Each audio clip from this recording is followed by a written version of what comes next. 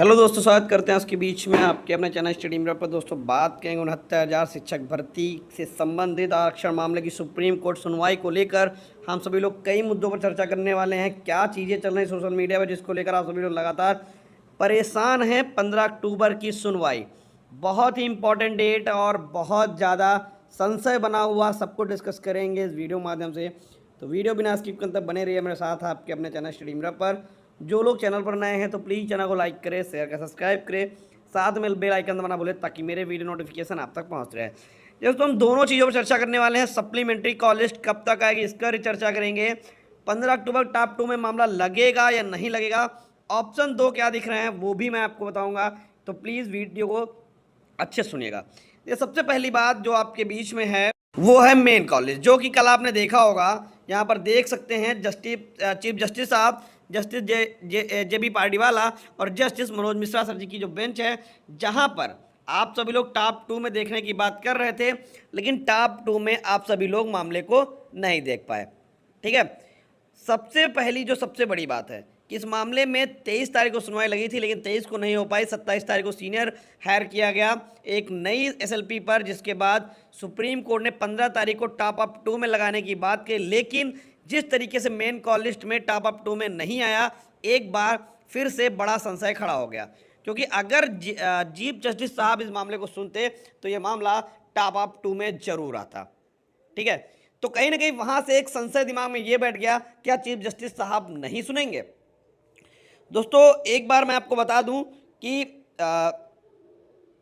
पिछली बार भी आप लोगों ने देखा था कि चीफ जस्टिस साहब जी की बेंच बैठ रही थी 23 तारीख को, और मामला बहुत नीचे जाके लगा था। तो जिसके लिए एक कोर्ट नंबर 10 का गठन किया गया था, जिसमें जस्टिस जे बी पार्डीवाला और जस्टिस मनोज मिश्रा सर बैठ रहे थे। लेकिन अंततः किसी कारणवश जस्टिस मनोज मिश्रा सर शायद छुट्टी ले लिए थे, जिसकी वजह से 23 तारीख की जो सुनवाई थी वो नहीं हो पाई थी।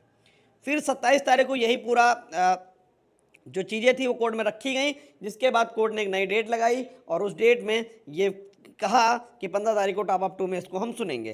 तो फाइनली जो मेन कॉल लिस्ट है उसमें मामला नहीं आया है, और ये कहीं ना कहीं अच्छी खबर नहीं है।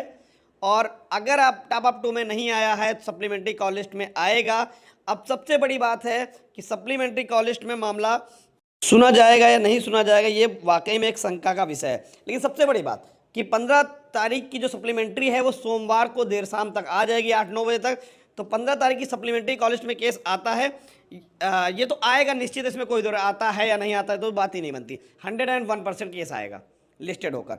लेकिन अब देखना ये है, क्या जिस बात को चीफ जस्टिस साहब ने कहा था, क्या जो वहाँ का ऑफिस है उस बात को फॉलो कर रहे हैं या नहीं कर रहे हैं। आखिर टॉप अप 2 में उस केस को मेन कॉल लिस्ट में ऑलरेडी नहीं आया है, तो टॉप अप 2 में होना बहुत कम चांसेस हैं।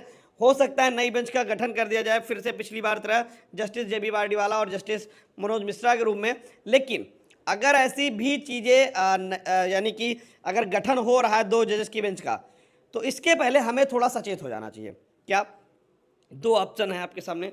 पहला, जो 14 तारीख की एक नई एसएलपी है जिस पर सुनवाई होनी है, तो उस पर हमारी तरफ से फिर से, जैसे पिछली बार सीनियर एडवोकेट मैम उतरी थी एक, वो अपनी बात को रखी, चीज़ों को समझाया, तभी टॉप अप 2 में लगा दिया गया।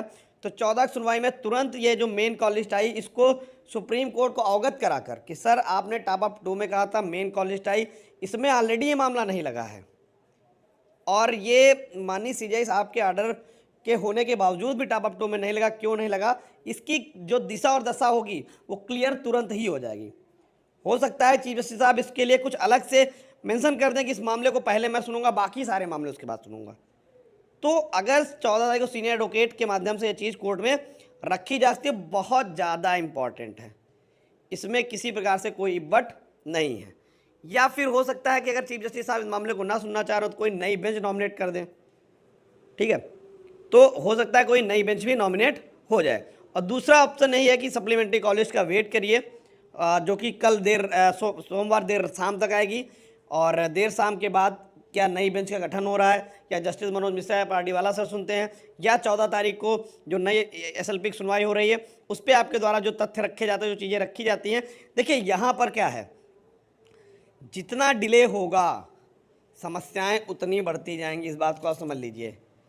तो कोशिश यही करिए अपनी टीमों के जरिए, हालांकि टीमें अपना प्रयास कर रही होंगी, ये मुझे बहुत अच्छे से भरोसा है, और टीमों के जरिए इस मामले पर कोशिश यही करें जल्दी से जल्दी किसी प्रकार से सुनवाई हो जाए, और जल्दी से जल्दी 23 तारीख की जो सुनवाई जो 14 तारीख सुनवाई है उस पर अपने एडवोकेट प्रेजेंट करके 15 के लिए स्पेशल किसी प्रकार का कोई नोटिस या इशू करवा लिया जाए कि 15 को पहले ये मामला सुना जाएगा, उसके बाद जो मेन कॉल लिस्ट में मामले आए उनको सुने जाएंगे। ऐसा कुछ अगर हो जाता है तो वेल एंड गुड। तो सब कुछ डिपेंड है आप 14 तारीख के सुनवाई जो है उसमें आपके द्वारा सीनियर प्रेजेंट करने पर। सप्लीमेंट्री देर शाम को आएगी। अगर सीजे साहब फिर से बढ़िया कुछ लिख देते हैं तो निश्चित तौर पर, हालांकि उस दिन बहुत अच्छा उन्होंने लिखा टॉप अप 2 में लिखने के बाद, देखिए यहाँ बहुत ज़्यादा गलती टीमों की नहीं, आप इस बात को मान लीजिए। मैं किसी पक्ष का समर्थक नहीं कर रहा हूँ, चाहे वो जनरल है, ओबीसी, एससी, किसी का नहीं।